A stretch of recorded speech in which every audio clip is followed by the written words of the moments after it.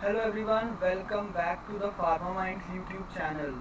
So as promised, we all are back with another video on GATE 2024. So what is GATE 2024?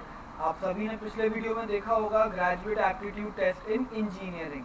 Okay, and this year in 2024 GATE कौन conduct करवा रहा है? तो GATE is conducted by IISc Bangalore, Indian Institute of Science Bangalore.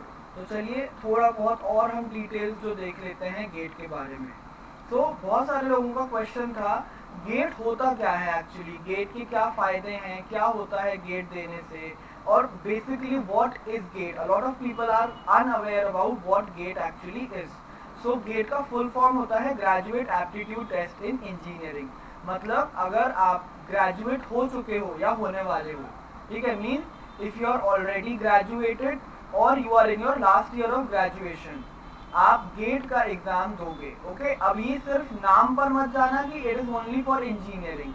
It is not only for engineering, it is also for pharmacy students, it is also for arts humanities students, normal science students. क्योंकि GATE में काफ़ी सारे branches में या काफ़ी सारे course में exam होते हैं, जिससे अलग अलग ब्रांचेस जो आपकी हैं ग्रेजुएशन में, weather it B science, weather it B arts humanities, weather it B engineering, weather it B technology और फार्मेसी, आप लोग सभी एलिजिबल होते हो गेट के लिए. एलिजिबिलिटी क्राइटेरिया वगैरह जो है वो हम ऑलरेडी डिस्कस कर चुके हैं. फिर GATE is an online exam conducted by IITs for admission into various IITs, NITs, IISc and many other universities for PG courses, मतलब post graduate and also PhD courses. ठीक है, तो ये दोनों कोर्सेज के लिए गेट जो है वो एक एंट्रेंस टेस्ट होता है. ठीक है, जिसमें आप अलग अलग IITs में, NITs में, IISc वगैरह में PG कोर्सेज के लिए एडमिशन ले सकते हो. अब जो गेट का एग्जाम होता है वो ऑनलाइन मोड, मतलब कंप्यूटर बेस्ड मोड में होता है. आपको सेंटर पर जाना पड़ेगा, वहां पर आपको OMR शीट में फिल करने वाला नहीं होगा. कैसे होगा? आपको कंप्यूटर स्क्रीन पे क्वेश्चन दिखेगा, ऑप्शन दिखेंगे and you have to mark it over there. ठीक है, तो ये होता है online computer based mode. And very important, GATE score is valid for 3 years. तो आपका जो गेट का स्कोर है वो कितने ईयर्स के लिए वैलिड रहेगा? It will be valid for 3 years. Next, for B pharm students, final year students and graduate. अगर आप ग्रेजुएट हो चुके हो 2023 में, या फिर आप अभी फाइनल ईयर में हो एंड 2024 में ग्रेजुएट होने वाले हो, आप लोगों के लिए मेनली गेट के 2 ब्रांचेस है जो अवेलेबल होंगे. कौन कौन से? पहला है GATE XL which is life science and दूसरा है GATE BT which is biotechnology. ठीक है, इसके बारे में जो भी डिटेल्स है वो हम सब आगे डिस्कस करेंगे. उसके बाद बेनिफिट्स ऑफ क्वालिफाइंग गेट 2024. ठीक है, तो फाइनेंशियल असिस्टेंटशिप मिलेगी आपको for PG 12,400 rupees. Okay, this is equivalent to GPAT. GPAT में भी अभी यही है आपका स्टाइपेंड या फेलोशिप या असिस्टेंटशिप, जो आपको बोलना हो, उसका यही अमाउंट है. एंड सिमिलरली गेट में भी यही अमाउंट होता है 12,400. एज वेल एज आपकी जो PhD कोर्सेज है, PhD कोर्सेज में अकॉर्डिंग टू गवर्नमेंट प्रोग्राम्स, जो भी प्रोग्राम या जो भी कोर्स, जो भी इंस्टीट्यूट में आप अप्लाई कर रहे हो PhD के लिए, उसके अकॉर्डिंग आपको फाइनेंशियल असिस्टेंटशिप मिलेगी. ये सिर्फ कब मिलेगी? If you have a valid GATE score. Next, you are eligible for admissions into various prestigious institutes like NIPER, ICT Mumbai and various IITs. तो फार्मा एस्पायरेंट्स का एक ड्रीम कॉलेज होता है NIPER. ठीक है, सो NIPER सिर्फ और सिर्फ GPAT के बेसिस पर एडमिशन नहीं लेता, NIPER गेट के बेसिस पर भी एडमिशन लेता है. So if you are giving GATE 2024, आप डायरेक्ट, और उसमें आप क्वालिफाई हो रहे हो, आप डायरेक्टली अपना एक नाइपर के लिए एलिजिबिलिटी बुक कर रहे हो. ठीक है, कि आपको पता रहेगा कि मैं गेट में क्वालिफाई हो चुका हूँ, मतलब मैं नाइपर के लिए प्रिपेयर करना स्टार्ट कर सकता हूँ. उसके अलावा ICT मुंबई में जो MTech प्रोग्राम्स होते हैं एंड अलग अलग IITs में भी जो MTech प्रोग्राम्स होते हैं, उसके लिए आप गेट क्वालिफाई करके एलिजिबल हो सकते हो. थर्ड बेनिफिट क्या है? जो गेट के रिजल्ट होते हैं वो जनरली जी पैड के बहुत पहले अनाउंस हो जाते हैं। गेट के result somewhere around mid of March announce हो जाते हैं। सो अगर जी पैड लेट भी हो रहा है, अप्रैल में या मई में भी हो रहा है, तो भी आपको टेंशन नहीं होगी अगर आप गेट क्वालिफाई हो जाओगे। क्यों नहीं होगी? बिकॉज गेट क्वालिफिकेशन से आपका एक नाइपर के लिए आपको श्योरिटी है कि मैं नाइपर का एग्जाम तो दे ही सकता हूँ because I am GATE qualified. ठीक है, तो ये gives a sigh of relief about qualification. ठीक है, तो जी पैड क्वालिफाई होना तो बहुत अच्छी बात है, लेकिन अगर आप गेट क्वालिफाई हो चुके हो तो आपको एक मेंटल लेवल में स्मूथनेस मिलेगी, आपको एक सूदिंग फीलिंग आएगी कि हाँ भाई जी पैड तो हो जाएगा, गेट हो गया है। ओके, नेक्स्ट, अब काफी सारे लोग बोल रहे थे कि क्या क्या ब्रांचेस में हम एडमिशन ले सकते हैं। So these are the available branches in various institute जहां पर आप गेट 2024 की बेसिस पर एडमिशन ले सकते हो। पहला है नाइपर्स। ठीक है, तो सारे नाइपर्स की सारी branches are open for GATE qualified student, whether it be MS, MTech, MPharm, MBA, किसी भी ब्रांच में हो, केमिस्ट्री हो, सुटिक्स हो, फार्माकोलॉजी हो, फिर आपको अगर MBA भी करना है तो भी आप गेट के थ्रू भी उस चीज में एंट्री ले सकते हो, फार्मास्यूटिकल MBA। ओके, नाइपर्स में जो होता है। उसके बाद ICT मुंबई, ICT मुंबई में MPharm प्रोग्राम के अलावा भी काफी सारे MTech प्रोग्राम्स होते हैं जिसमें pharmacy students are eligible, like MTech in pharmaceutical chemistry and technology, MTech in perfumery, dye stuff technology, ठीक है, फ्लेवरिंग टेक्नोलॉजी वगैरह जो ICT मुंबई कोर्सेज रन करता है उसमें आप गेट के थ्रू भी एडमिशन ले सकते हो। And if you have a valid GATE score आपको वहां पर 12,400 की स्टाइपेंड मिलेगी, वो 12,400 आपके कहीं नहीं जाएंगे। Why? Because it is a MTech course. Next, बहुत सारे IITs में भी MTech कोर्सेज अवेलेबल होते हैं, like in biomedical engineering, biochemical engineering, biotechnology, bioprocess chemistry, ये सारे जो ब्रांचेस हैं IITs में, अलग अलग IITs में, इनका काफी अच्छा स्कोप एंड काफी अच्छे बेनिफिट्स आपको देखने को मिलेंगे। So if you are interested in any of these field, if you want the tag of an IITian, आपको गेट क्वालिफाई करना इज मस्ट। नेक्स्ट, एक स्पेशल IIT की बात करते हैं यहाँ पे, जो IIT धनबाद है। ओके, वहां पर MTech होता है इन फार्मास्यूटिकल इंजीनियरिंग एंड उसमें सिर्फ और सिर्फ B.Pharm क्वालिफाइड स्टूडेंट्स एलिजिबल होते हैं, B.Pharm passed out student who are qualified in GATE life sciences और biotechnology. Okay, so pharmaceutical engineering में MTech होता है कहाँ पर? IIT धनबाद में। तो उसके लिए B.Pharm student who are GATE qualified are eligible. उसके अलावा आपको वेरियस रिसर्च एंड इंटर्नशिप की अपॉर्चुनिटीज मिलेंगी गवर्नमेंट एडेड इंस्टीट्यूट्स में, लाइक DRDO एक बहुत अच्छा इंस्टीट्यूट है। अगर आपको अपॉर्चुनिटी मिल रही है कि आप वहां पर इंटर्नशिप करो, then it will give you a very good break. Okay, so ये सारे ब्रांचेस थे या इंस्टीट्यूट थे जहां पर आप गेट के बेसिस पर एडमिशन ले सकते हो। नेक्स्ट चीज, गेट का एग्जामिनेशन पैटर्न कैसा होता है। ओके, सो गेट में टोटल 100 मार्क्स का पेपर होगा, ठीक है, जिसमें से जनरल एप्टीट्यूड जो GA है वो कॉमन रहेगा हर एक पेपर के लिए। आप किसी भी ब्रांच से किसी भी कोड का पेपर दे रहे हो, general aptitude will be common. कितने मार्क्स का? It will be of 15 marks. Okay, इसमें number of questions are not very much available because number of questions में वेरी। ओके, तो यहाँ पर हम देख लेते हैं कि 15 मार्क्स का आपको जनरल एप्टीट्यूड देखने को मिलेगा and rest of the paper covers the 85 marks. ठीक है, जो भी आपका रिस्पेक्टिव टेस्ट पेपर का सिलेबस है उससे आपको 85 मार्क्स का जो क्वेश्चंस है वो आएंगे। नेक्स्ट देखो, गेट XL मतलब लाइफ साइंस का पेपर का पैटर्न कैसा होता है। सो जनरल एप्टीट्यूड जो हमने देखा था वो है कंपलसरी 15 मार्क्स का, एंड जो आपके देन सब्जेक्ट क्वेश्चंस रहेंगे that will be of 85 marks, making it a total of 100 marks. अब ये 85 मार्क्स कैसे क्लासिफाइड है ये यहाँ पर दिया हुआ है। सो अब इस 85 मार्क्स में से आपका एक कंपलसरी सेक्शन होता है जो होगा ऑफ केमिस्ट्री। कितने मार्क्स का होगा ये? 25 मार्क्स का, 25 मार्क्स का आपका कंपलसरी केमिस्ट्री का सेक्शन होगा।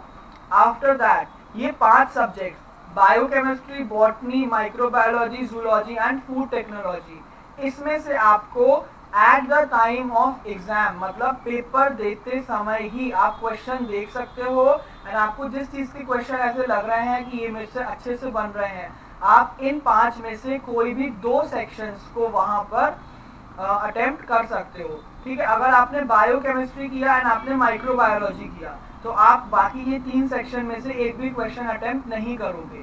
ठीक है, तो कोई भी सिर्फ 2 सेक्शन को आपको अटेम्प्ट करना रहता है, and these are of 60 marks. Okay, उसके बाद हम देखते हैं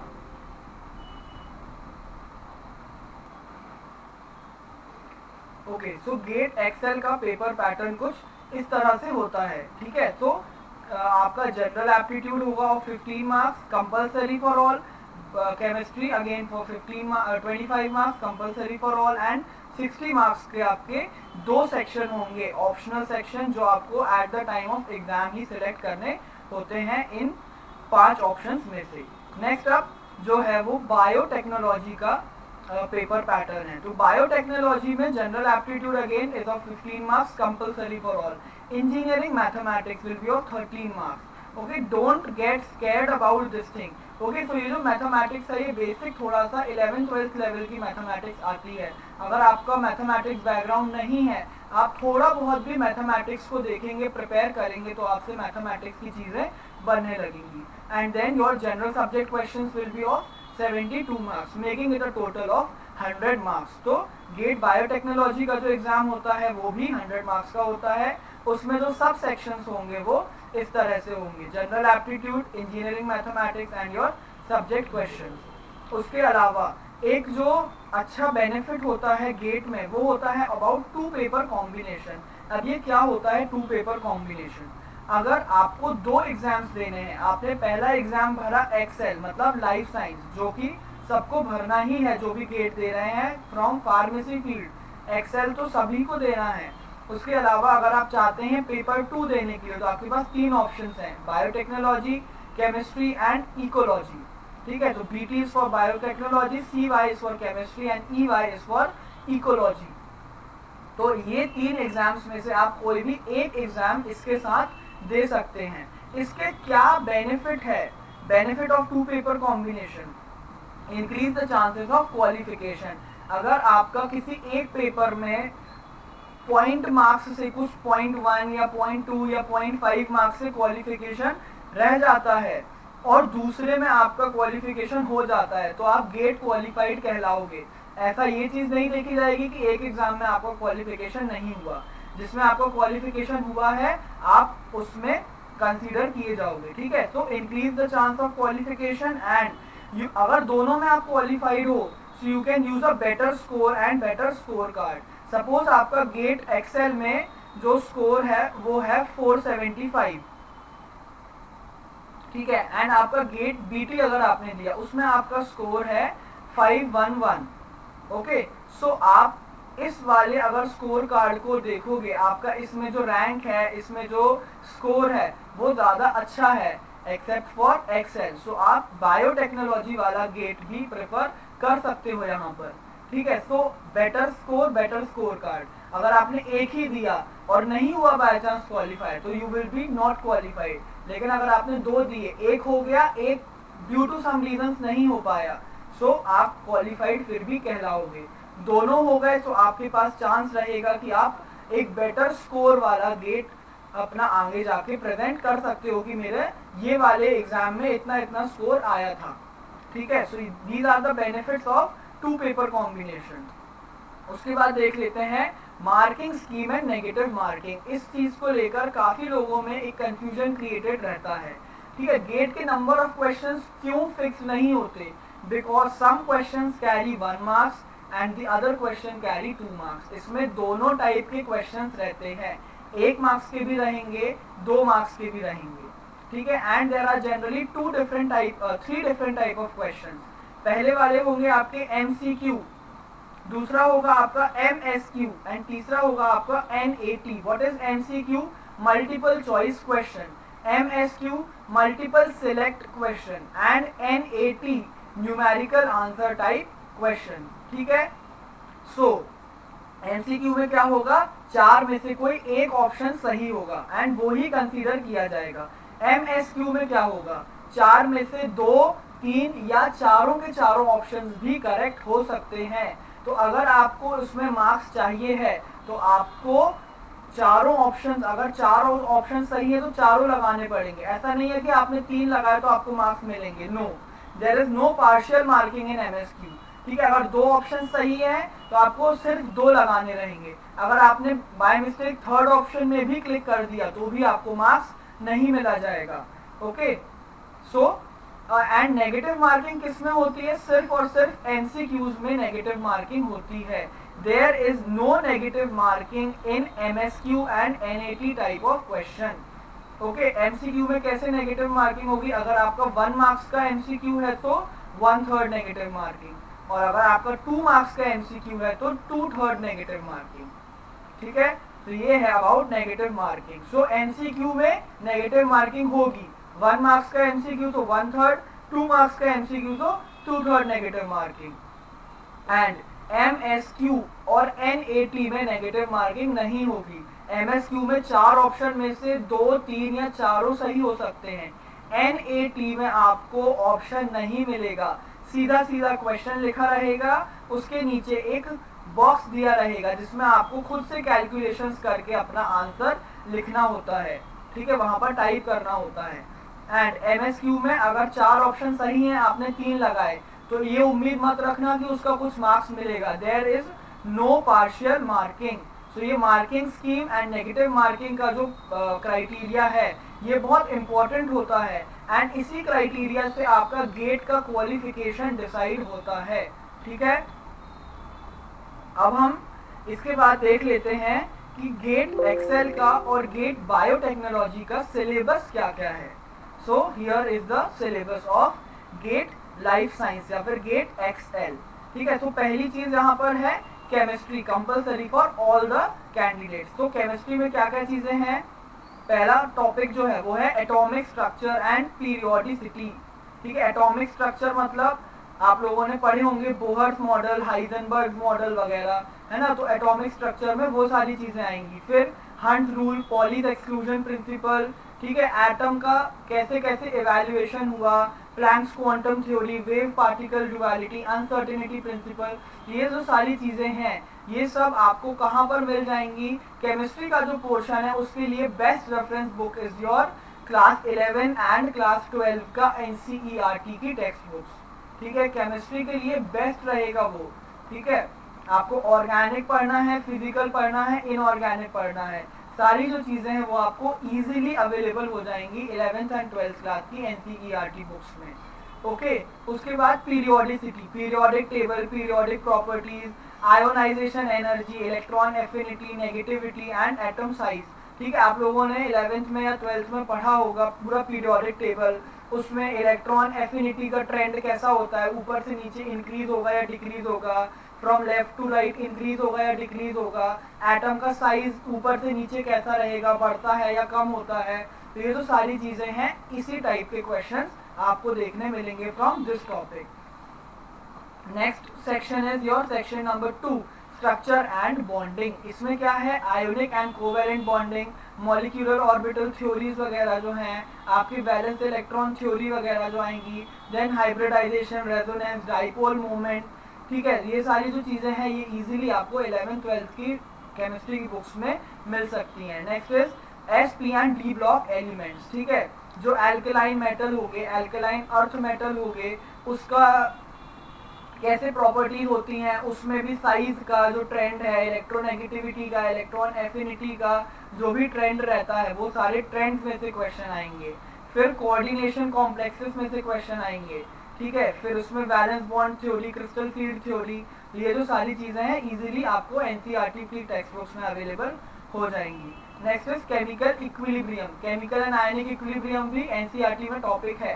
तो osmotic pressure, elevation of boiling point, depression in freezing point, ionic equilibrium, common ion effect, ये भी जो सारी चीजें हैं ये भी आपको अवेलेबल इजीली हो सकती हैं। देन इलेक्ट्रोकेमिस्ट्री है, रिएक्शन काइनेटिक्स है, मतलब जो होगा आपका first order, zero order, second order, ठीक है, तो वो सारी चीज़ें। फिर आएगा आपका थर्मोडायनेमिक्स, थर्मोडायनेमिक्स में जो भी लॉज हैं, first law, second law, third law of thermodynamics. फिर आपका entropy, enthalpy, okay, free energy वगैरह, जो ये सारी जो टॉपिक्स रहेंगे वो सब आएंगे इन द थर्मोडायनेमिक्स। फिर सेक्शन 8 देख लेते हैं, यहाँ पर reaction mechanism, SN1, SN2, E1, E2, addition reaction, substitution reaction. उसके बाद आपके कुछ नेम्ड रिएक्शन भी आएंगे, लाइक ग्रिग्नार्ड रिएजेंट और उसके यूज, तो उसमें नेम्ड रिएक्शन आपको काफ़ी सारे देखने मिलेंगे। काफ़ी सारे एडिशन एलिमिनेशन में भी नेम्ड रिएक्शन होते हैं। तो ये जो सारी चीज़ें हैं they come under the organic chemistry.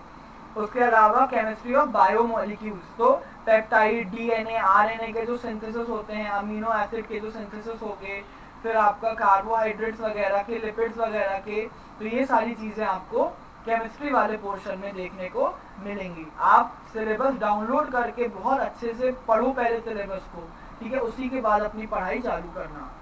Next जो सब्जेक्ट है उसमें हम आते हैं विच इज XLQ, बायोकेमिस्ट्री, ठीक है। बायोकेमिस्ट्री के लिए एक बहुत अच्छी रेफरेंस बुक है यू सत्यनारायण। तो यू सत्यनारायण की बुक आप लोगों के कॉलेजेस की लाइब्रेरी वगैरह में मिल जाएंगी। तो जितने भी ये सारी चीज़ें हैं वो यू सत्यनारायण में अवेलेबल है, लाइक ऑर्गेनाइजेशन ऑफ लाइफ, जो भी सेल वाली चीज़ें हैं, function of biomolecules, amino acid, carbohydrate, lipid and all.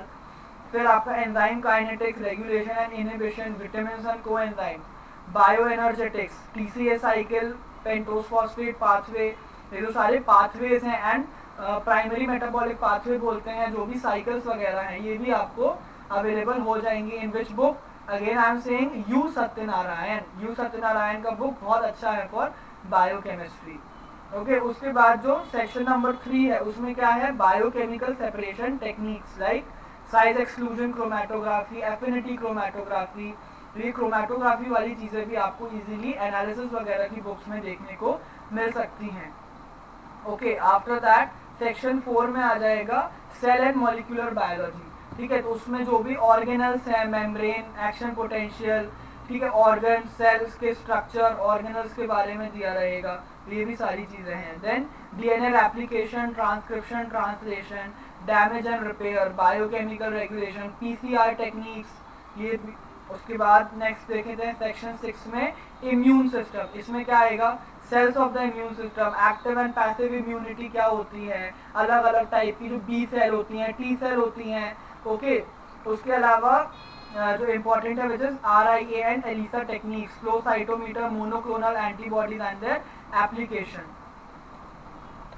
फिर नेक्स्ट जो है वो है XLR मीन्स बॉटनी। तो बॉटनी के लिए जो मैं बुक सजेस्ट करूंगा आपको, उसका नाम है AC दत्ता।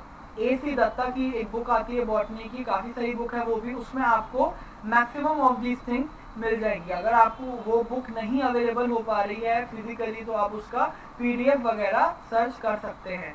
अदरवाइज आप जो है बेसिक 11th-12th के बारे में थोड़ी बहुत बॉटनी, प्लांट फिजियोलॉजी वगैरह जो आपको वहाँ पर भी मिल जाएगी, वो आप पढ़ सकते हो इससे, ठीक है। प्लांट की एनाटॉमी, प्लांट की फिजियोलॉजी वगैरह जो है वो 11th एंड 12th की NCERT बुक्स में भी अवेलेबल होती है। The botanical nomenclature, taxonomy, classification of plant, जो भी आपका है ना, ब्रायोफाइट, टेरिडोफाइट, ये सब जो चीज़ें होती हैं प्लांट के क्लासिफिकेशन में, वो सारी चीज़ें, ठीक है।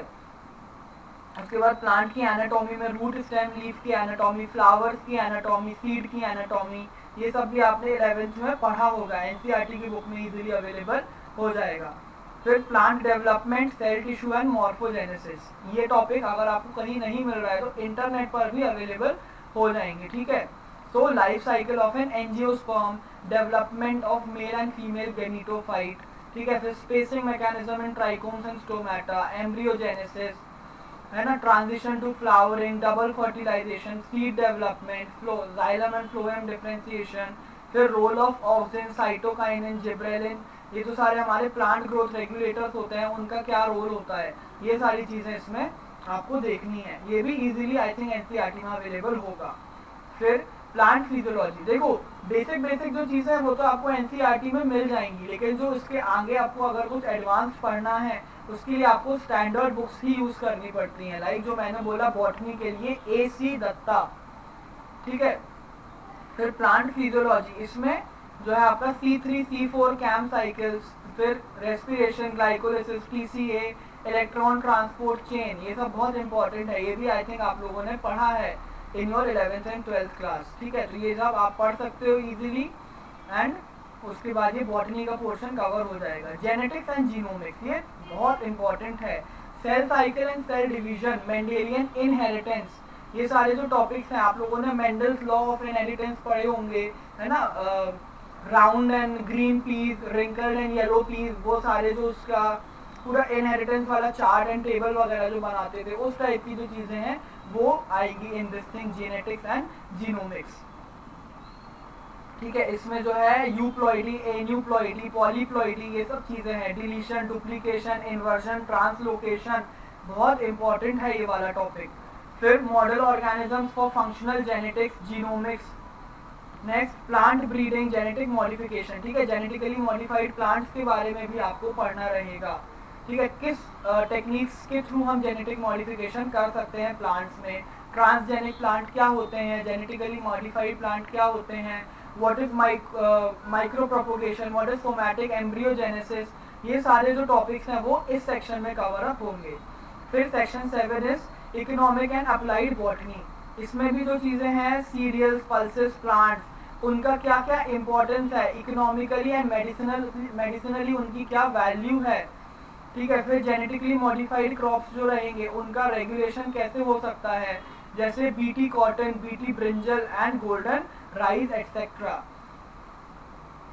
ठीक है। फिर प्लांट पैथोलॉजी, ठीक है। तो प्लांट्स में जो डिजीजेज हो जाते हैं, पैथोलॉजी में डिजीज की स्टडी होती है, तो प्लांट में जो अलग अलग प्रकार से बैक्टीरिया या फंगस या वायरस का उनमें जो डिजीज हो जाते हैं उसके बारे में आपको इसमें पढ़ना है। फिर इकोलॉजी एंड एनवायरनमेंट, तो टाइप, डायनेमिक्स, ये सब जो है एनसीईआरटी में आसानी से अवेलेबल हो जाता है। इकोलॉजिकल हॉट स्पॉट्स जो होते हैं, बायोडाइवर्सिटी एंड कंजर्वेशन स्ट्रैटेजीज, जो बायोडाइवर्सिटी वाले हॉट स्पॉट्स होते हैं लाइक नेशनल पार्क वगैरह, वो सारी चीज़ें इसमें आती हैं। ये लिखा हुआ है बायोजियोग्राफिकल जोन, क्लाइमेट, फ्लोरा एंडिज्म, ठीक है। तो ये सब आपको इसमें देखना रहेगा। Next is your microbiology section. Microbiology के लिए आप जो है अपनी बी फार्म में जो बुक यूज़ करते हैं हम, वो वाली बुक यूज़ कर सकते हो, ठीक है। उसके लिए सेक्शन 1 में आएगा क्या, हिस्टोरिकल पर्सपेक्टिव, जो माइक्रोबायोलॉजी की पूरी हिस्ट्री है, who is the father of microbiology, microbiology में किन किन साइंटिस्ट का क्या क्या योगदान था, वो सारी चीज़ें। फिर मेथड्स, तो microbial nutrition, PCR, real time PCR, ठीक है। Light phase contrast, fluorescence and electron microscopy.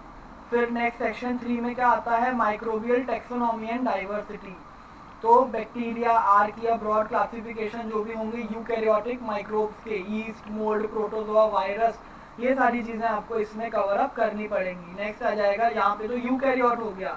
Next section 4 में आते हैं प्रोकैरियोटिक सेल्स, तो इसमें भी, ठीक है, प्रोकैरियोटिक सेल का पूरा स्ट्रक्चर, उनका सेल मेम्ब्रेन, सेल वॉल, ठीक है, उसमें फ्लैजेला होता है, पिलाई होता है, कैप्सूल्स होते हैं, किस चीज़ से बनते हैं, उनका फंक्शन क्या होता है, ठीक है। फिर लोकोमोशन कैसे होता है बैक्टीरियल सेल में, तो ये सारी चीज़ें रहेंगी।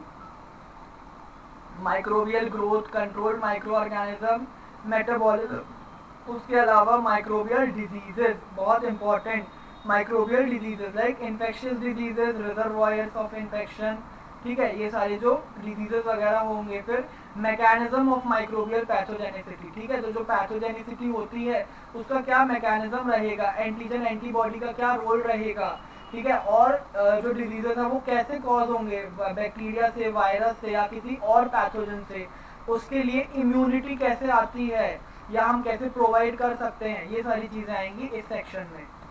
Next is chemotherapy and antibiotics, ठीक है, तो जनरल एंटीमाइक्रोबियल्स, जो ये फार्माकोलॉजी वाला पोर्शन आ गया थोड़ा सा, जनरल एंटीमाइक्रोबियल्स एंड एंटीबायोटिक्स वगैरह जो है उनका क्या mechanism and mode of action होता है, कैसे उसमें रेजिस्टेंस प्रोड्यूस हो सकता है, ठीक है।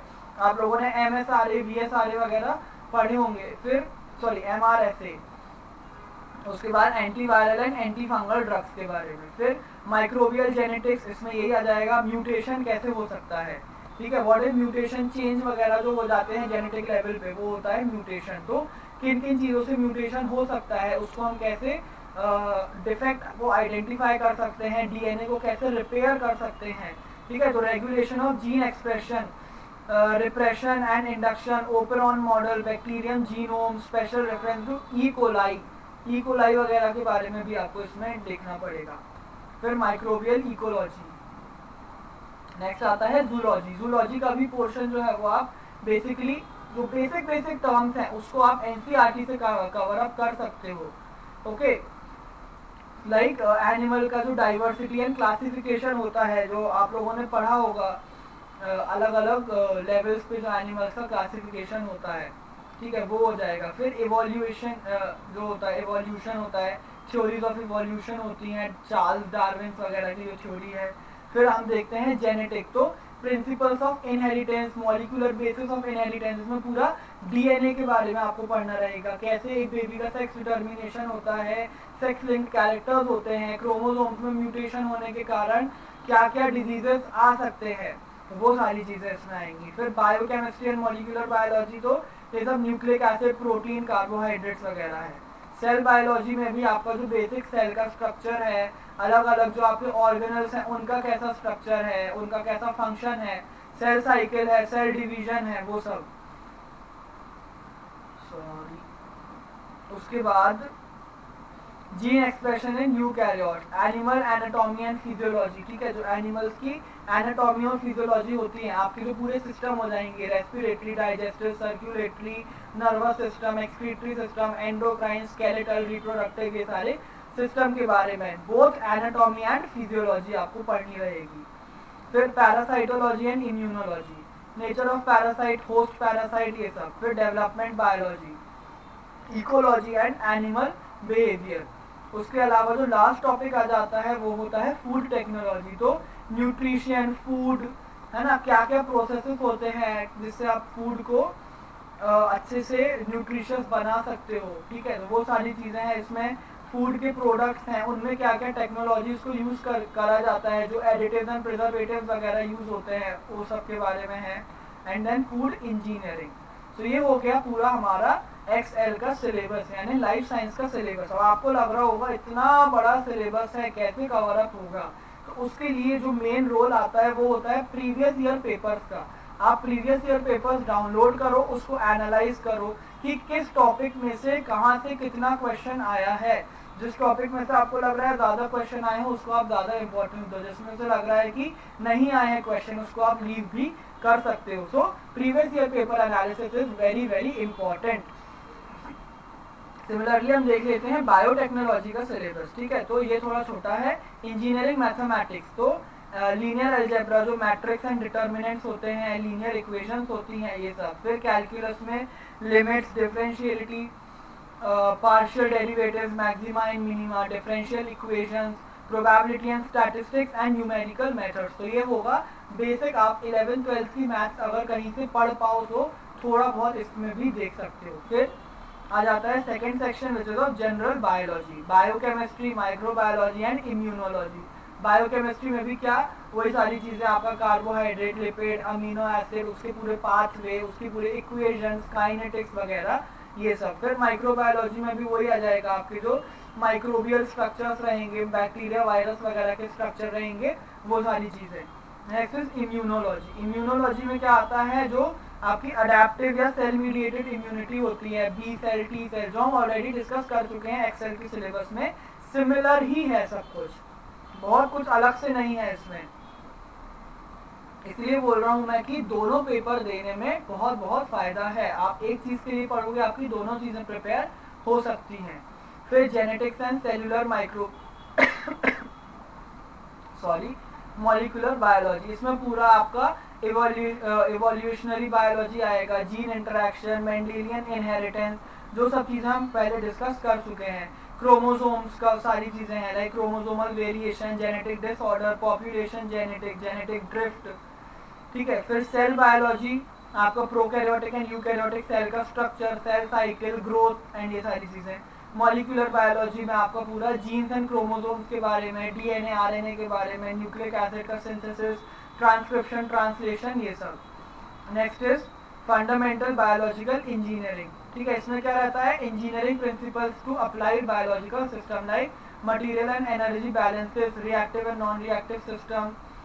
फिर classical thermodynamics and bio energetic, पूरा आपका लॉज ऑफ थर्मोडायनेमिक्स, इक्विलिब्रियम, ये सारी चीजें रहेंगी।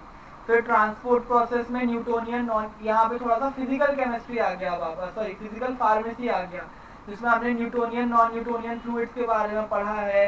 इंजीनियरिंग आ जाएगा, जिसमें हमने लैमिनार एंड टर्बुलेंट फ्लो पढ़ा है, बायो रिएक्टर्स पढ़ा है, हीट एक्सचेंजर्स पढ़ा है, ये सारी चीजें। फिर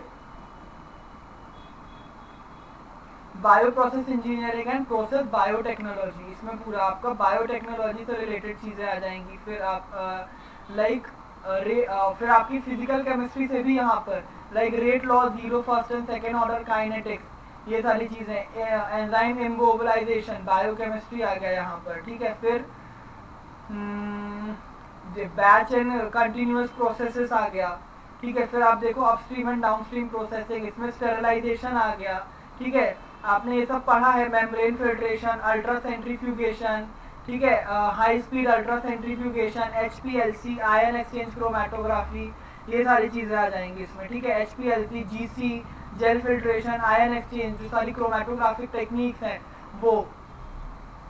उसके बाद इंस्ट्रूमेंटेशन एंड प्रोसेस कंट्रोल, तो pressure, temperature, flow measurement devices, इन सब का ये सारी चीजें हैं। फिर प्लांट एंड एनिमल बायोटेक्नोलॉजी, इसमें प्लांट ग्रोथ रेगुलेटर्स के बारे में, टिश्यू कल्चर, सेल कल्चर, ठीक है, प्लांट टिश्यू कल्चर वगैरह आप जो पढ़ते हो वो आ जाएगा, अलग अलग टाइप्स के। ठीक है, production of secondary metabolites like alkaloid, glycoside वगैरह। फिर हेयरी रूट कल्चर आ जाएगा, प्रोटोप्लास्ट फ्यूजन आ जाएगा, हाइब्रिडाइजेशन आ जाएगा। फिर एनिमल्स में जो एनिमल सेल कल्चर रहता है, कल्चर मीडिया का डेवलपमेंट होता है, वो सब आएगा। फिर माइक्रोबियल सेल कल्चर जो होता है, उनका लार्ज स्केल में प्रोडक्शन कैसे हो सकता है, उसमें क्या चेंजेस होते हैं वो। उसके बाद last is your recombinant DNA technology, तो ये पूरा रिकॉम्बिनेंट डीएनए टेक्नोलॉजी का चैप्टर जो है वो पूरा इसमें कवर हुआ है। Like your recombinant DNA technology, जो आपके एंजाइम्स हैं, वेक्टर्स हैं, प्लाज्मिड्स हैं, बैक्टीरियोफेज है, bacterial and yeast artificial chromosome, expression vectors. फिर मॉलिक्यूलर टूल्स, इसमें आपका PCR, ठीक है, DNA RNA labelling, DNA fingerprinting, gene transfer technology. Analytical tools में आएगा principle of microscopy, ELISA techniques, ठीक है, ये सब, एंड कंप्यूटेशनल टूल्स। तो आई होप जितने भी फार्मेसी वालों ने दोनों एक्सेल एंड बीटी दोनों के सिलेबस सुने होंगे, ऐसा तो आप लोगों को कतई नहीं लग रहा होगा कि मैंने इसमें से कुछ नहीं सुना except for engineering mathematics thing.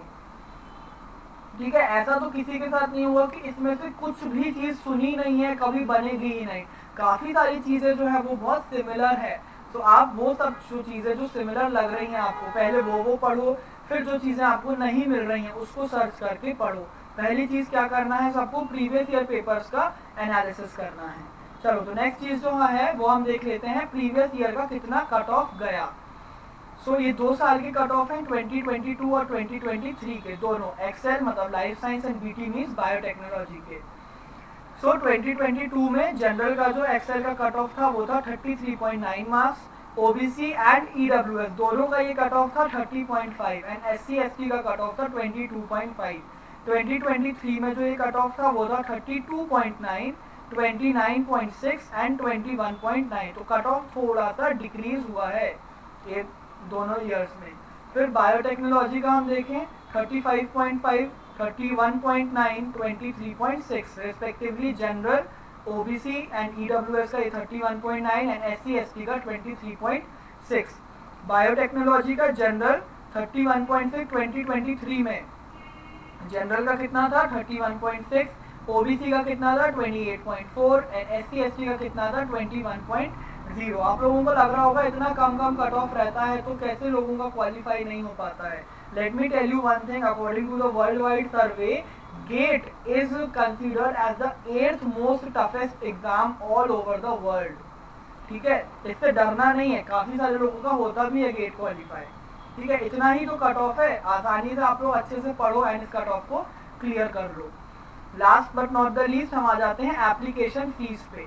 ठीक है। सो रेगुलर पीरियड मतलब 24 अगस्त या लास्ट वीक ऑफ अगस्त से जब से फॉर्म स्टार्ट होंगे उससे 29 सितंबर तक जो फीस है वो कितनी लगेगी for female candidates of SC ST and PWD 900 and for all the other candidate मतलब मेल हो किसका SC ST का मेल और OBC EWS और जनरल का मेल और फीमेल दोनों उनको लगेगा 1800 रुपीज पर पेपर।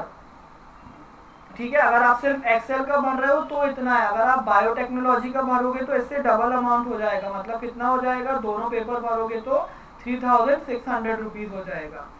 ओके, फिर अगर आप लेट फीस के साथ भर रहे हो फॉर्म तो 30 सितंबर टू 13 अक्टूबर आपका लेट फीस वाला एक्सटेंशन पीरियड आएगा जिसमें 1400 रुपीज फीस लगेगी for female candidates of SC and ST and PWD and 2300 rupees late fee लगेगी for all the other candidates मतलब male of SC ST, male and female of general OBC and EWS category. ठीक है, the above application fee are for the single test paper, एक ही test paper के लिए ये fees है। अगर आप दो पेपर के लिए ऑप्ट कर रहे हो तो आपको 2 बार फीस पे करनी पड़ेगी या डबल फीस पे करनी पड़ेगी। I hope with this video all of your या फिर maximum of your doubts regarding GATE 2024 have been clear. अगर और भी कुछ डाउट आपको आ रहा है तो नीचे का कमेंट बॉक्स हमेशा ओपन रहेगा। Please like this video, share this video with all the GATE 2024 aspirants and आप गेट का फॉर्म जरूर फिल करें so that you can increase your chances of admissions into various good institutes all over our country India. So please like, share and subscribe to the Pharma Mind YouTube channel. कोई भी doubt है तो आप नीचे comment box पर लिख सकते हो। Thank you so much for watching.